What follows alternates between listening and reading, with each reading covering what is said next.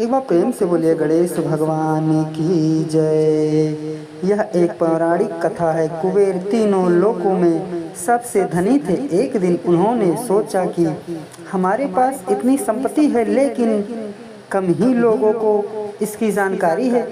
इसलिए उन्होंने अपनी संपत्ति का प्रदान करने के लिए एक भव्य भोजन का आयोजन करने की बात सोची। उसमें तीनों लोकों के सभी देवताओं को आमंत्रित किया गया। भगवान शिव उनके इष्ट देवता थे, इसलिए उनका आशीर्वाद लेने वह कैलाश पहुँचे और कहा, प्रभु, आज मैं तीनों लोकों में सबसे धनवान हूँ। यह सब आपकी कृपा का फल है। अपने निवास पर एक भोज का आयोजन करने जा रहा हूँ। कृपया आप परिवार सहित भोजन में पधारने की कृपा करें। भगवान शिव कुबेर के मन का अहंकार तोड़ने के लिए बोले, वस्तु मैं बूढ़ा हो चला हूँ, कहीं बाहर नहीं जाता।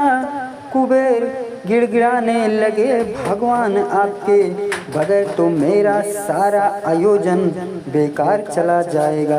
तब शिव जी ने कहा, एक उपाय है। मैं अपने छोटे बेटे गणपति जी को तुम्हारे भोजन में जाने को कह दूंगा।